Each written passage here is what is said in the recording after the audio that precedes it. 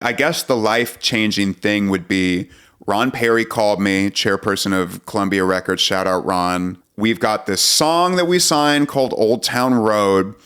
It's at 92. The artist is 92 on the 92 100? on the Hot 100, excuse me. And, you know, the artist is a social media genius. You just wait till you see what's going to happen with this record. We've got a feature with Billy Ray Cyrus. He's never co-written before. I need it delivered by Saturday. This was on a Thursday. Had he gone to other writers prior? No, we were the only call. They were sitting in the office and they were talking about who is a no-brainer. Who's going to this is one attempt. We get one shot at this. Billy's only going to show up for this once, and he insisted on being there. Jozzy wasn't feeling well. She didn't want to do it. I consider being How did you consider like the music business as a career possibility from North Carolina? Because there's obviously no music business in North Carolina. I didn't even know really. I didn't understand the business of music. I just wanted to play fucking guitar. I played basketball my whole life, as did anybody.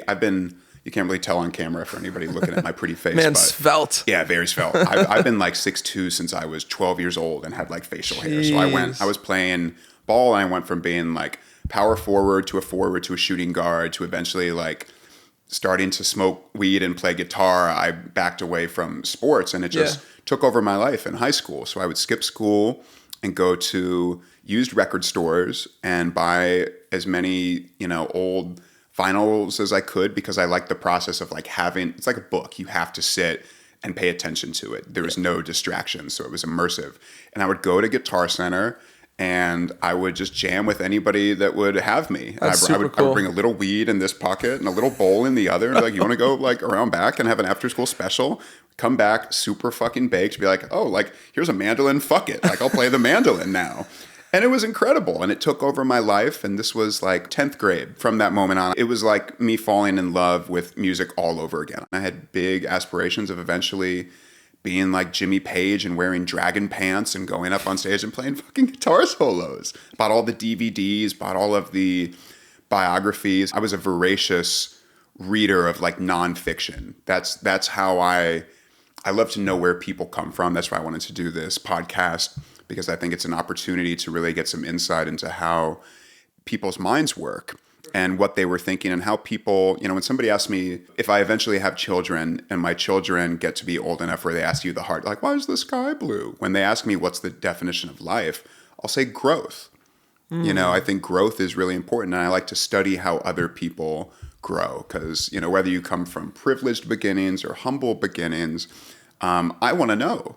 And I want to evangelize for their truth and try and get as close to it as possible. That's well said. You're very comfortable in your own skin. I feel like you're very comfortable, like sort of marching to your own drum. I'm a Libra. I'm like an introverted extrovert. I'm like 2 or 3 interesting people rolled into one that don't get along with each other is the best way to explain it.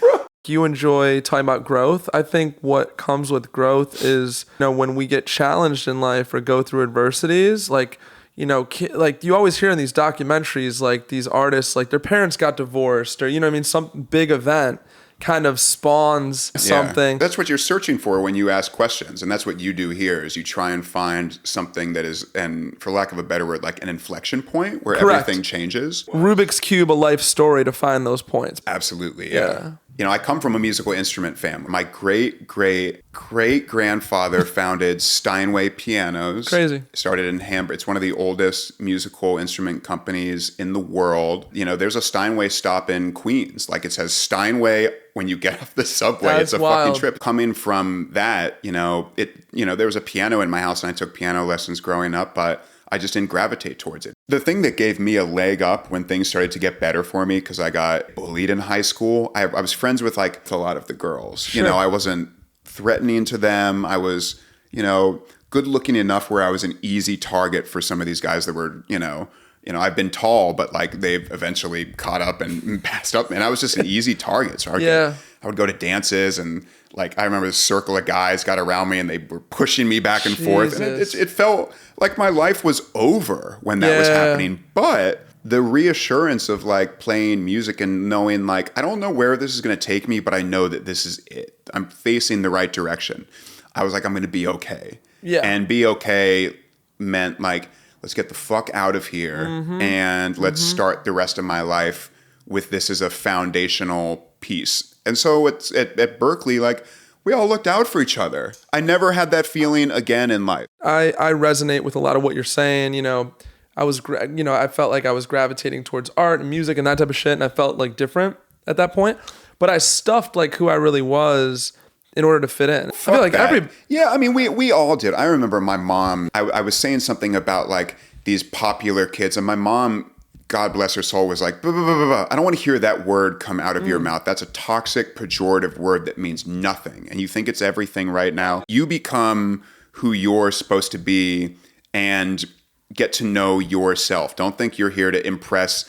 These kids ain't gonna be shit in no time at all. I can't even tell you how true that is, bro. They ain't gonna be shit. Just know you and be a good person and be honest. Be an honest person. It's like the people that get fucked with in high school are often like the most successful. Why is that? Yeah, it's interesting. It's these awkward girls that blossom into the most beautiful women inside and out, and these guys that were picked on that like, hit the fucking weight room, and now they'll like spin you around their head. When I talk about it here, it's really nice to know that you kind of came from what felt like a troubled, I don't know who I am, who am I supposed to be? I've got expectations. Yeah, super painful. Yeah, but then you eventually start to find your way and you're like, I know that I'm facing the right direction and things are going to be all right.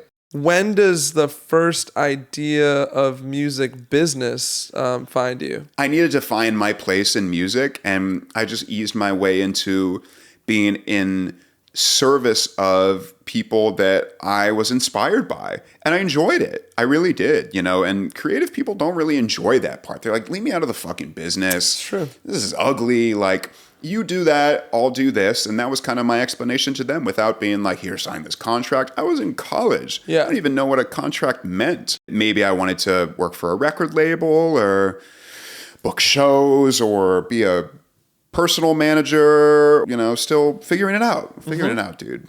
At some point, you're like, let me try a fucking internship, right? That happens at some point. I did like 4 internships when I moved to LA. Where was your very first one? Where was my first one? I worked at WEA Corp. You know what WEA Corp is? Yeah, in Burbank, right? When Warner was still, you know, there was a ski lodge. It was directly across the street. To be honest, I worked there for 3 or 4 months. A buddy from school got me the internship.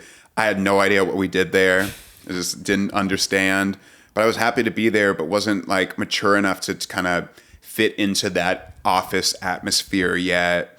I did an internship at Ticketmaster, did an internship at Live Nation. I got a job right after at ICM, which I think I've told you about. Yeah, we could talk about that story because I think you quit 3 weeks in or something. No, I got fired 3 weeks 2 weeks in. 2 weeks in. Yeah, that's where, you know, when you're at a talent agency, you know, especially when you're the lowest rung on the totem pole, you sort mail, you pick up the phone. My job was to pick up the phone and go, Natalka Dudinsky's office, please hold.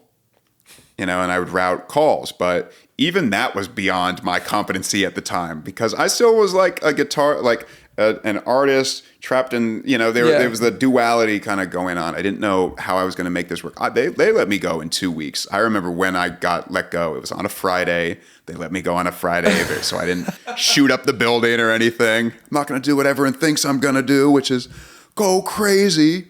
I was flirting with somebody in the lit department that I had my eye on all week. And I was in my rolly chair and I rolled over. I saw my boss's boss, Steve Levine, who ran the music department, walk in. And I could tell he didn't know my name, but he looks at me like I wasn't where I was supposed to be, by the phone. I had one job, pick up the phone. Phone's probably ringing. He looks over, he goes, and I said to myself, I'm going to get fired. And sure enough, 30 minutes later, bring, Natalka Dudinsky's office. Yeah, can you come to, you know, whoever the human resources from? It's like, it's just not working out. I was crushed. I was crying. I told everyone I got this job, and it was finally, because, you know, I did 3 internships. Because ICM is like a name brand. They were booking like Muse. Kendrick Lamar was there. Yeah. Like, it was a big fucking deal. I told everyone I got the job, and then 2 weeks later, I was like, they were like, oh man, so how's everything? I was like, I got fired 3 weeks ago. Thanks for asking. And I was crushed. That was the best thing that ever happened to me, though, because that's when I said, all right, like, how I'm behaving is inappropriate.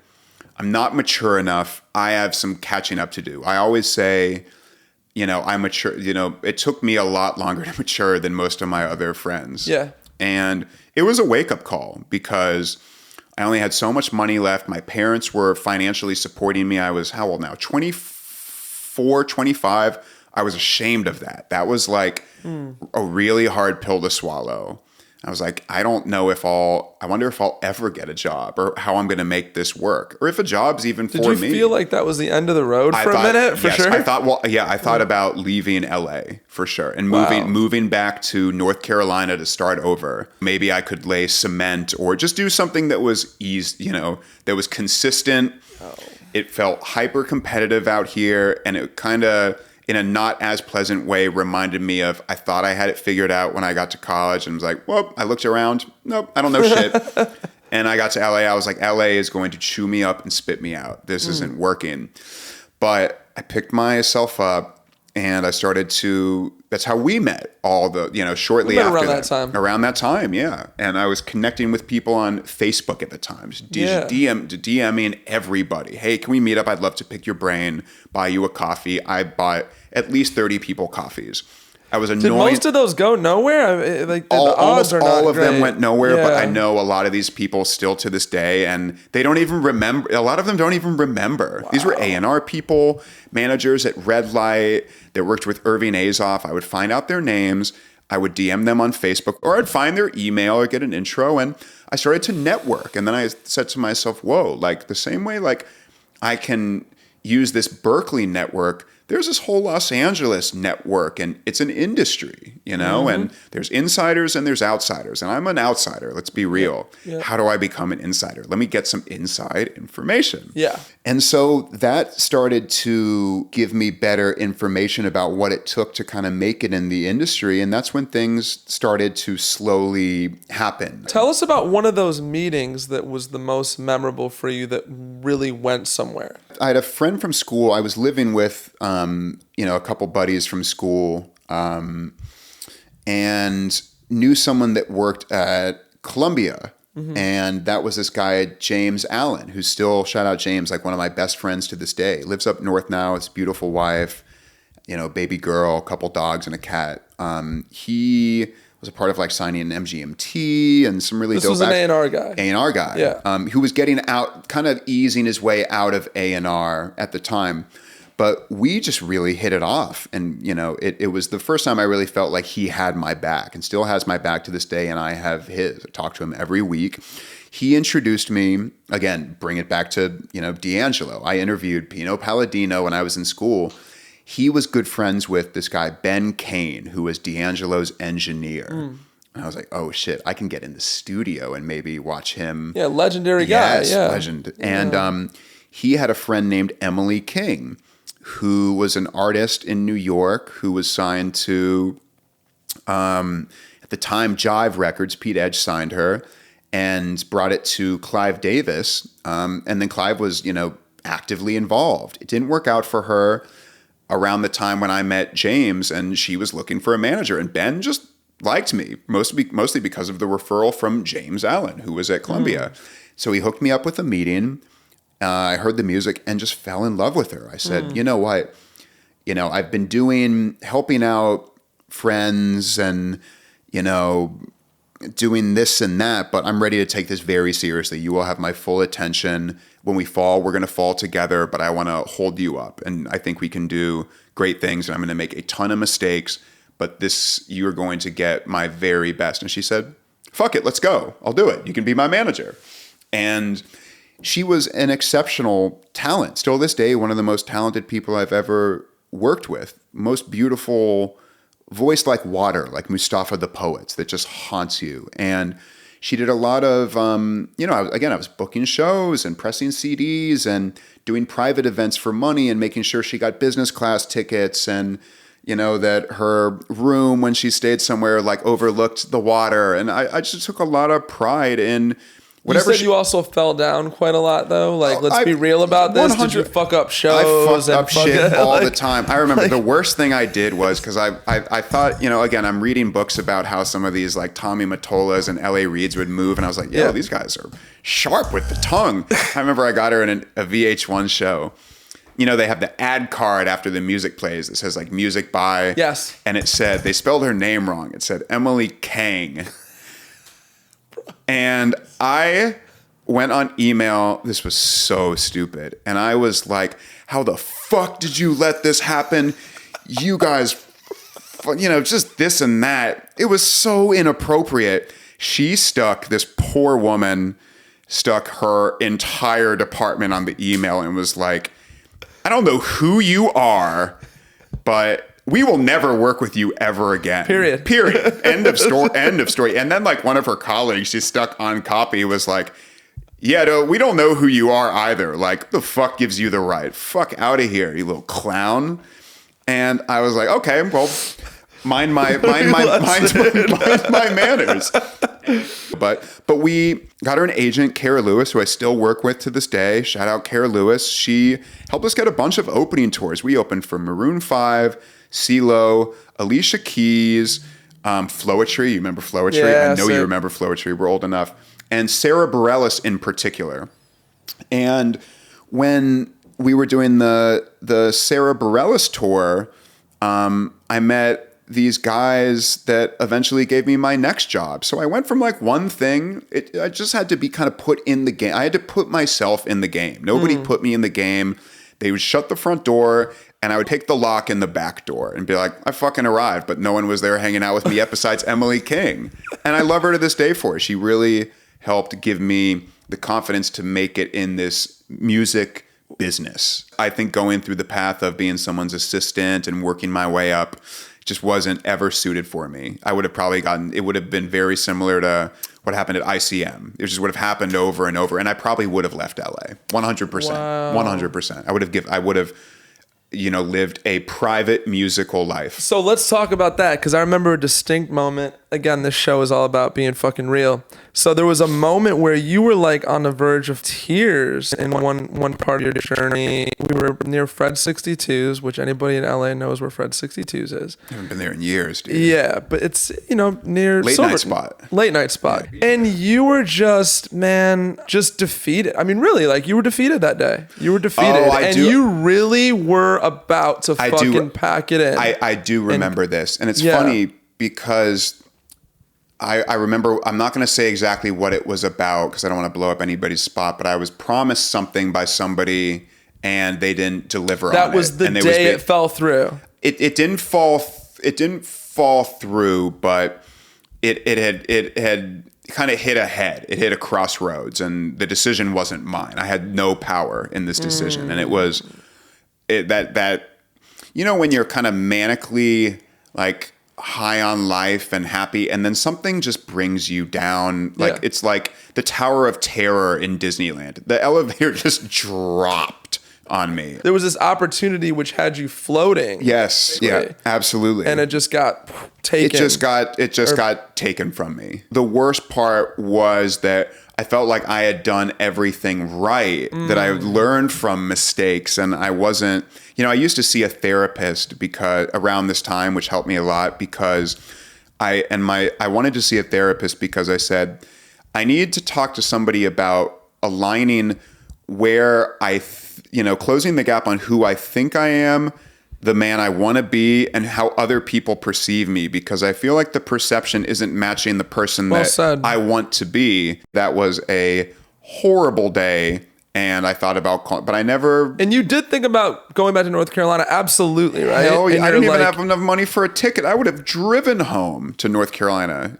Anybody listening, you know how long that drive is? That's 3,000 miles on I-40, or go down I-10 and you reach exit 1,250 in Texas. That's a lot. Wild. That's a lot of time and space to think about, oh shit, there's nothing waiting for me where I'm going. Just like when I moved to LA, I was like, there's nothing waiting for me out here but friends. So how did you pick yourself back up, bro, from that terrible, crushing moment? So this is what happened next, which is really funny. I got wind of Sarah Bareilles had let her manager go.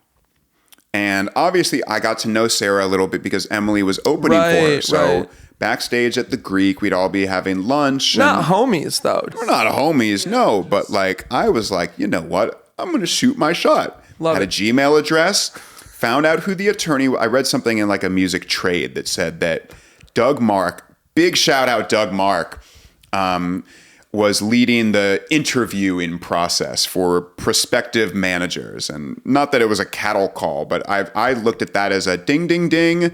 Let me find this man's address, hit him up. Hi, I manage Emily King. You know, I'm a young manager that would give this my full attention. I know Sarah, we've toured, talked to Emily about me. She thinks I'm great. And I'd love to meet you just to get to know each other. No pressure. Doug wrote back right away, ping, love to meet up. How about 3 weeks from now or whatever? I was like, I would have liked tomorrow, but okay, yeah. let's do it. And I met him at Soho House and I was giving my whole pitch, doing the fast talking thing. Just like, I remember I psyched myself up. I was like, this is my opportunity. This is Rabbit going on stage in Detroit. Like, I was ready to go. And he looked at me with the sweetest look and he said, Andy, you got a lot of balls, but this is going to go to Brandon Creed, Irving Azoff, or Troy Carter. You know, I don't know what to tell you. He's looking around. He's like, Jesus, like I had to listen to this whole spiel. He said yes to the meeting, though. He said yes to the meeting. Well, yeah. he liked. I had balls. He respected the balls. Who knows? Yeah. But at that moment, Danny D walked by. Tim Blacksmith and Danny D are legendary music managers, publishers. They managed this producer duo Stargate that did, you know, So Sick for Neo. They put Neo on. Rihanna. They did Rihanna, you know, S&M, Only Girl in the World. Wasn't Selena Sam Smith there too? They signed Sam Smith. They're some of the most successful. They're in the conversation with Max Martin and at the time Dr. Luke as being the most successful producers in the world. And they were hot. I mean, fucking hot all over the radio. And Doug saw Danny walking by. I'd heard of these guys, but didn't know what they looked like. Didn't know any. They deliberately had it that way. They didn't want to be. That was part of their mystique. They wanted to move in silence and make money and dominate the charts. And they were dominating at the time. They had a publishing company, had Labyrinth, Charlie XCX, Sam Smith, Kaiser had Hideaway on the radio, Latch was on the radio, Fetty Wap. They were killers. When Doug the attorney introed you to Danny, did you actually know their track record at that point? Very, very well. Danny walked by at the time after Doug was like, dude, like, this is not going to you. Like, give it up. But you should meet this guy, Danny. And he kind of like brought him in as a lifeline, got his info. We sat down, like drank a few whiskeys together. He loved Emily King. He remembered her from, you know, because they published Emily Sunday. Yeah. And we opened up for Emily Sunday all over the country, 25 dates. We went from Lincoln Theater to Seattle to the Doug Fir to Great American Music Hall in San Francisco down to 3 nights at the El Rey out here. She was breaking at the time. #1 record in the UK. For those that believe in fate or divine timing, I mean, like, this was such an example of that, right? Like, absolutely, I mean, dude, such a perfect opportunity for you. It almost seems meant to be. They didn't fuck with people. That was a big thing of theirs. They were hard to get to. This went from Sarah Bareilles, that's not going to happen. Okay. Redirected my focus over to these guys. It's an amazing point too, because I think, you know, you and I have spoken about this before, but sometimes we think our life is going in a direction and something new and better opens up for us. 100%. And they put me in the game. I do want to tell some funny shit. You emailed 1 million people in a stretch of time. I know what you're talking about. We have to say the story. We used to go to coffee shops together and hang out, and I would be there, like, posted up with my laptop, like, sending resumes and, you know. Like a lot of cold reach outs because 100%. What else the fuck are you going to do? But I was still meeting, you know, nobody would take the shot on me. I was meeting a lot of these people and they were like, it's kind of what Doug said. Like, you got a lot of balls, kid. Like, hang around, great things might happen for your future, but it's not going to be me that gives it to you. Great. Nice to meet you. I'll be back in, you know, never. And I remember one time we were together and, you know, I'm copy and pasting like my resume and email. Where were we? The pig. Yes, the bourgeois pig. Yeah. Bro. And I was like, essentially I was like this. I was just, I was just moving too fast. Hey, Ryan, trust this finds you well. My name's Andy, blah, blah, blah, blah, blah. Bing. Next one, copy, paste. Hey, you know, Brian, blah, blah, blah, blah, boom. And I remember I didn't change somebody's name, and I sent it to this like, and I was sending it to big people too. Shoot for the top. I've been partying with some of these younger kids. They didn't have the power to give me a job. They were trying to protect their own necks. This guy writes back, ping. I'm like, hold on. That noise that I love, that I don't hear enough. And they just write back like, who the fuck is Ryan? I got the guy's name wrong. And I was just like, you know what? Now the head of this label is going to remember what a dumbass I am. And again, just moving too fast, just too eager to move on. Tim and Danny, I was in awe of what they had accomplished. Most successful joint venture in modern music publishing, managed Stargate, they were doing the beats for everybody on the radio. I was like, this is an opportunity for me to learn. And they want me around? What? They're like, we're moving to LA. We don't have a title for you, but we'll pay you to work with us. Ding, ding, ding, ding, ding. Incredible. Lottery. That's the lottery. That was the lottery. And then... How many hours and years did you put into the game prior to that life-changing moment? That's what would be good for people to know. I was hired when I was 28 years old. So I had been kind of floundering, I guess is the word, for 6 years. Of nonstop grind, though, right? There was like 2 years where nothing happened. Wow. Nothing. These guys took a shot on me and put me on, and I worked for them for 4 years till I was, in my early 30s, and I learned everything from them. Everything you know today, would you say they shaped who you are today? They totally, I owe them the world. They kept me in the studio where I could build personal relationships with creative people, songwriters, producers. I was there getting these dishes hot out the oven before anyone would hear them. It's really like the Harvard of management, wouldn't you say? It was one of the most privileged opportunities that someone like me needed to make manifest what was missing in my life and do something bigger and better with it if and when it came time to leave, which I eventually did, and they understood. Yeah. But without that, who the fuck knows? Do you think you may have ended up back in North Carolina? Because how many years did you have left in you of the grind? Seriously though, dude, it was getting dark. It was getting fucking dark, bro. It was getting dark. My credit cards were maxed out. I had to hit my folks up. I borrowed money from friends. I couldn't humble myself to the idea. And my dad got in my ear a lot at the time. He was like, it's not happening. Like, it's time to think about, a fallback plan, which meant getting a job. And I was like, where would I even work? Wow. I have no skills. Wow. I have zero skills. It'd be like in Shawshank Redemption when they give the man a spoon and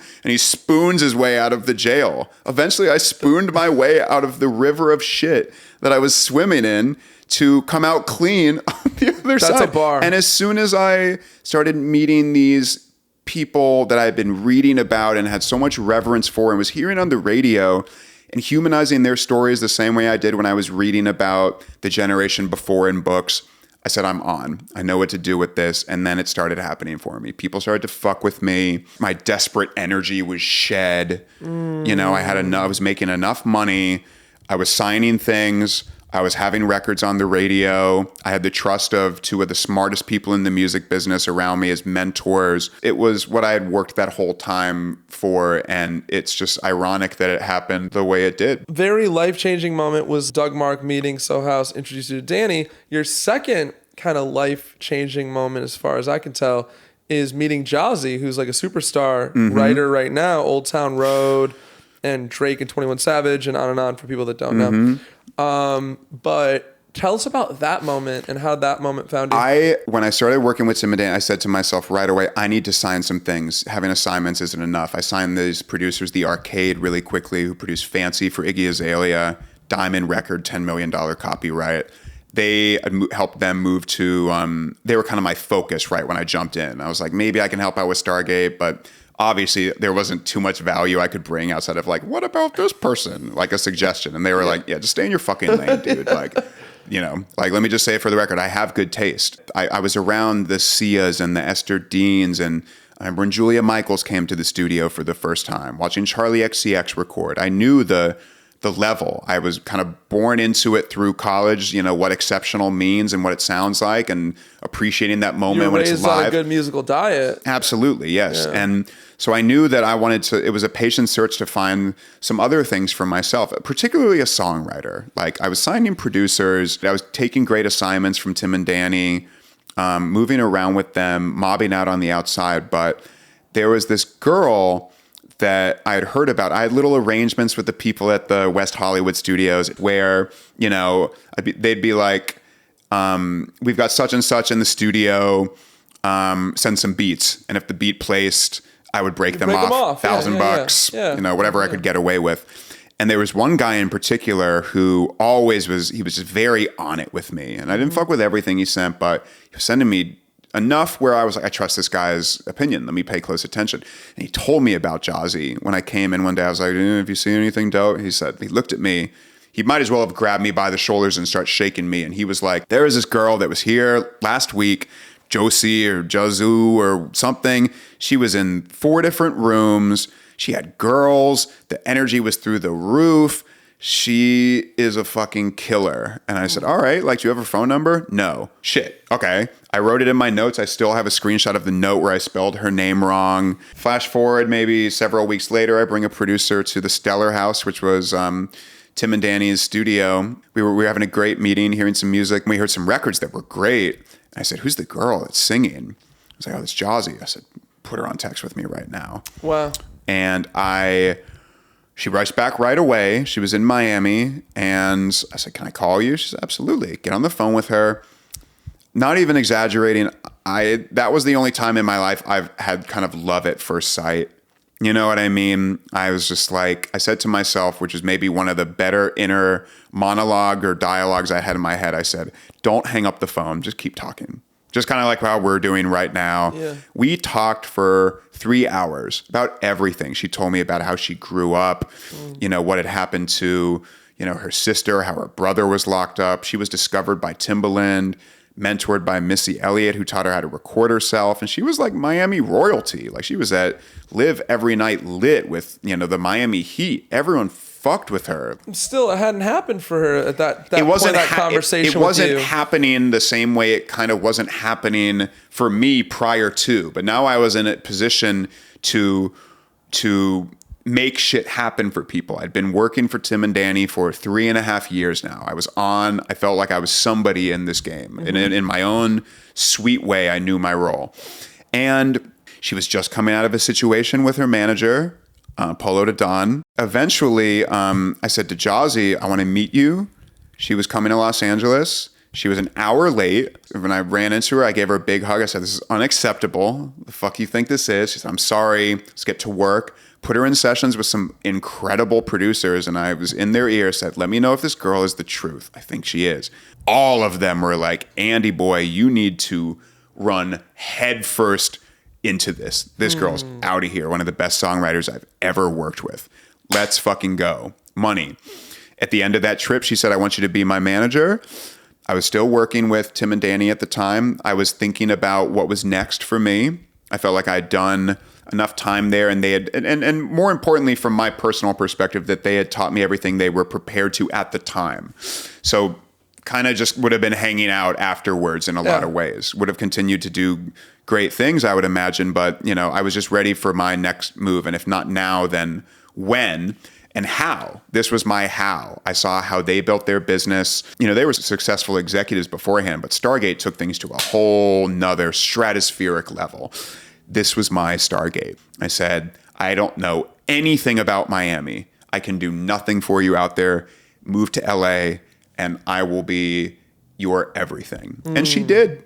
And she moved into a 1-bedroom apartment that I had off Fairfax in West Hollywood, and where she slept on an air mattress for 6 months. And I knew exactly what to do with her. I got her in with all the right people. We started to make a little money. We got our first 6-figure check. That turned into, other bags, and she was able to move out and get on her own feet. So we looked out for each other. She was my only, at the time, I left everything behind. I said, you can keep it. I wanted to focus on this. This was the one thing. This was my Stargate, and Stargate changed their lives Jozzy was in real time changing my life, and this was 3.5 years ago. You guys were changing each other's lives. Absolutely. And we went on to do exceptional things that weren't even... Let's pause the story there, because the air mattress for the 6 months, it's not like it happened overnight, right? You know, and especially with songwriters, it takes time. Yeah. You know, you're not seeing any, you know, we were getting like little bags here and there, people that just knew how great she was and paid her for the attempt rather than something that lands. I used to say, like, this is evil Knievel. You pay us for the attempt, not if we stick the landing. So you pay us to show up. That's a bar. You know what I mean? Because I thought she was worth it. And again, like, I needed the money too. She needed the money. I wanted to get her out of my space. Love you, Jozzy, but like, you were ready to have your own space too. And she would go out, talk about discipline. As lit as she would get, and we like to get lit, like, she would get up early every morning, go to the gym, and outwork every man there. She would go get a crazy bougie lunch with friends and girls just everywhere.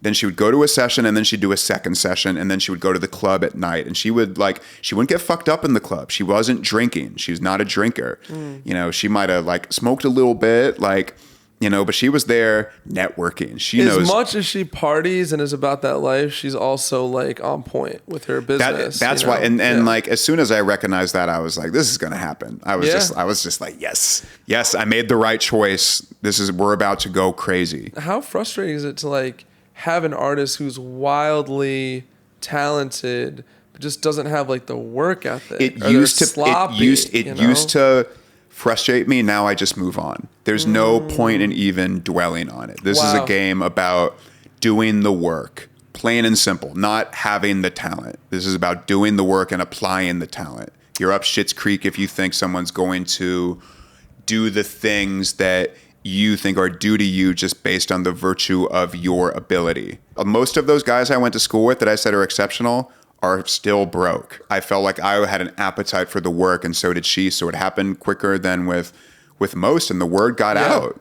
I guess the life-changing thing would be Ron Perry called me, chairperson of Columbia Records. Shout out, Ron. Love you, buddy. We've got this song that we signed called Old Town Road. It's at 92. The artist is 92 on the 92 100? on the Hot 100, excuse me. And, you know, the artist is a social media genius. You just wait till you see what's going to happen with this record. We've got a feature with Billy Ray Cyrus. He's never co-written before. I need it delivered by Saturday. This was on a Thursday. Had he gone to other writers prior? No, we were the only call. They were sitting in the office, and shout out Wes.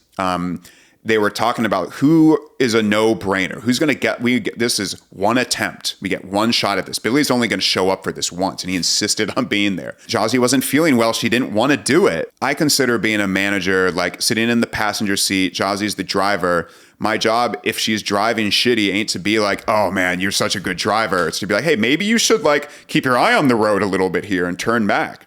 And maybe they'll be like, you know, go fuck yourself. But I usually get that call later, like, you know what? You said that thing.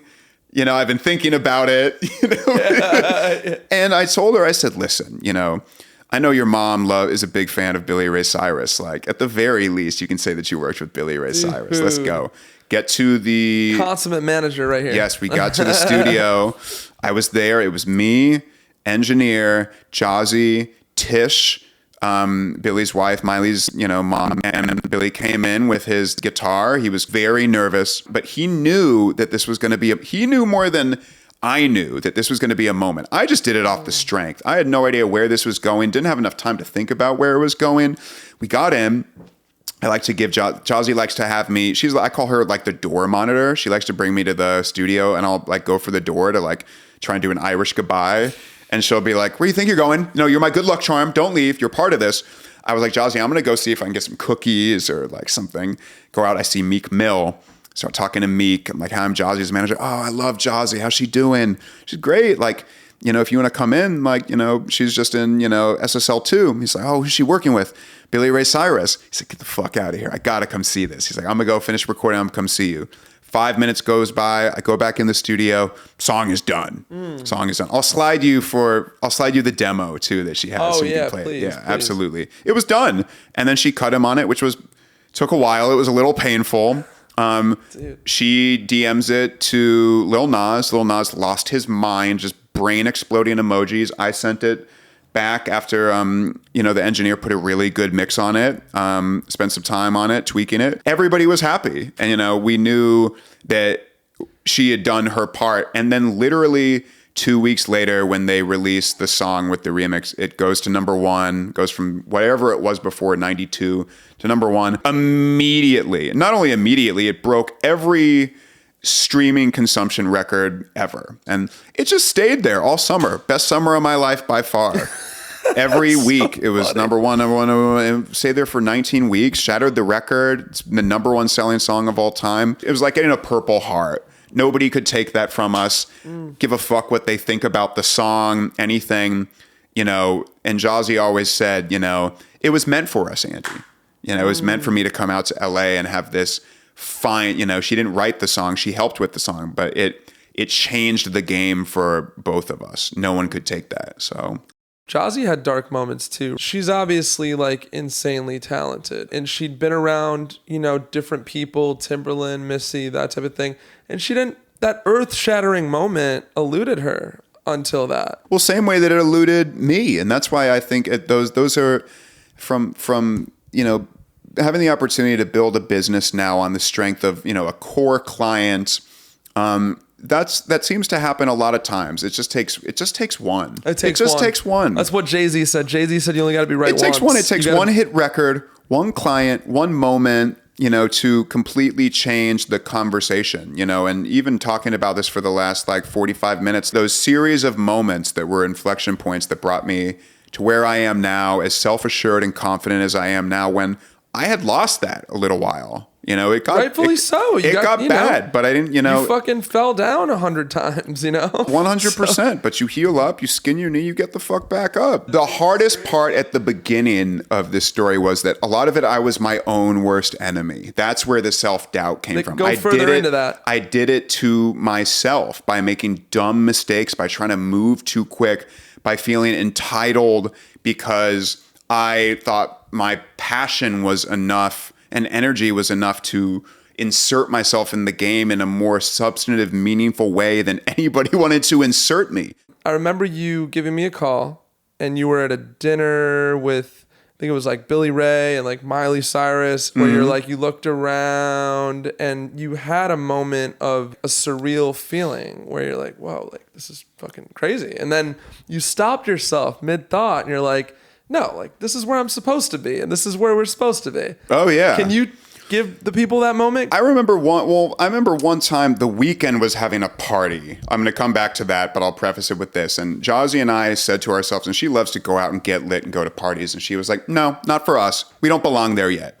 We want to get the invite for this and be there. Wow. So when we had the invite for this, and it was really about the work that we had all collectively put in together, and we'd put in a small piece of a much bigger pie, but we belonged at that fucking table. I belonged there. Jozzy sure as hell belonged there. It was great. And that's how you... But you caught yourself. Absolutely. And I think, I used to not catch myself, if that's kind of what you're getting That's at. what I'm trying to say. I might have survivor's remorse or whatever you call it, where it's no, I don't deserve to be here, whatever. No. Or I'm lucky. I'm lucky. I got lucky. Hell no, I didn't get lucky. All the mistakes I'd made, all of the right choices I made led me to that moment. And in that moment, I got to appreciate it for what it is and be very present. And by being present, I was able to celebrate in real time what was happening around me and happening around the world in a lot of ways. The record was everywhere. It's when the GOATs show love, that's a special moment. And Pharrell obviously is top 3. You could make an argument, maybe top 2, I don't know. GOATs. And this man there's a video which you will get me before you leave here. Before you leave here, I'm getting that video from you. Where you guys are at the Troubadour. It's you, Jozzy, and... It was Ron Perry's birthday party, and anybody that knows Ron knows that Ron has a rock star's heart. He had a Bruce Springsteen. I walk in, it's very surreal. It's Andrew Watt on stage, great guitar player. John Mayer, I think Chad Smith from the Chili Peppers or something, and Ron had the red bandana looking like fucking Bruce Springsteen, black t-shirt, like rolled up, just looking like a fucking boss. And I'm looking around, and it's Rob Perry's the head of Columbia. Yeah, by the way. it's a who's who of everyone in the industry, and I see Pharrell and Jozzy had, worked with Chris Martin already, Rihanna. She'd knocked heads with some greats that all fucked with her, and it had gotten back to Pharrell from multiple channels how lit she was. Eventually, they would cross paths organically, and our A&R at the time, I think, brought us around to say hi. And I remember Pharrell got down and bowed to her, knew exactly who she was. So I knew I would meet you, and he had this look in his eye. At the time I thought he might have been on drug. Again, raised by Pharrell. I am Pharrell's son, raised me on the radio. There's some stat about between 2001, whenever around that Nelly Hot in Here, Snoop Dogg Beautiful, NERD was popping off, Britney Spears, Slave for You. They had 40 or 50% of all productions on top 40 radio in heavy rotation. Astronomical. That was that man that I'd seen everywhere, just giving her flowers. He was not on drugs, by the way. He was sober. He was locked in. I could see it in his eyes. Jaw dropped to the floor, bro. His pupils were so big, and it was just a real beautiful moment. And those moments, you celebrate those moments. You can even hear me in the background of the video going what the fuck is happening? Let's be real. Yeah, I couldn't trippy believe it. Feeling, right? Yeah, very trippy. And she's had moments like that with folks like Diddy and Drake and Rihanna, and it's just validating that I could take someone that I knew was all of these things and just put her in the game in a more meaningful way and step back and watch them do the work and just celebrate the work.